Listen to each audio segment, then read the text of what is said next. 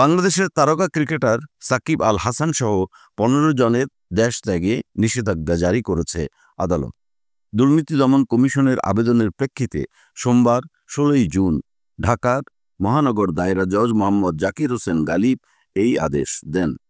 দুদকের জনসংযোগ কর্মকর্তা মোহাম্মদ আখতারুল ইসলাম বিষয়টি গণমাধ্যমকে নিশ্চিত করে বলেন, দুর্নীতির একটি মামলার তদন্তাধীন প্রেক্ষাপটে এই নিষেধাজ্ঞা চাওয়া হয়, যাতে তদন্ত চলাকালে অভিযুক্ত ব্যক্তিরা দেশ ত্যাগ করে পালাতে না পারেন।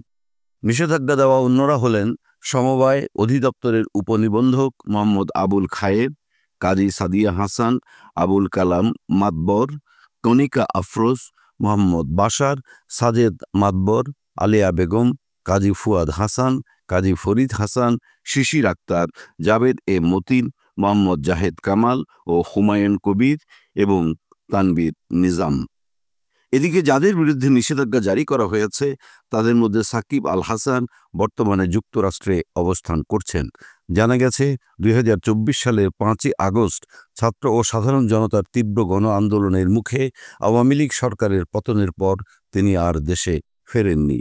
দুদকের একটি গোপন তদন্ত প্রতিবেদনে সাকিব সহ বেশ কয়েকজনের বিরুদ্ধে প্রভাব খাটিয়ে অবৈধ সম্পদ অর্জন এবং অনৈতিকভাবে সরকারি সুবিধা নেয়ার অভিযোগ উঠে এসেছে।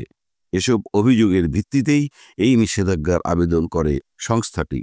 তদন্ত সংশ্লিষ্টরা জানিয়েছেন, এই নিষেধাজ্ঞা তদন্তের স্বার্থে অত্যন্ত গুরুত্বপূর্ণ, কারণ অনেক সময় অভিযুক্তরা বিদেশে পালিয়ে গিয়ে তদন্ত প্রক্রিয়া ব্যাহত করে থাকেন।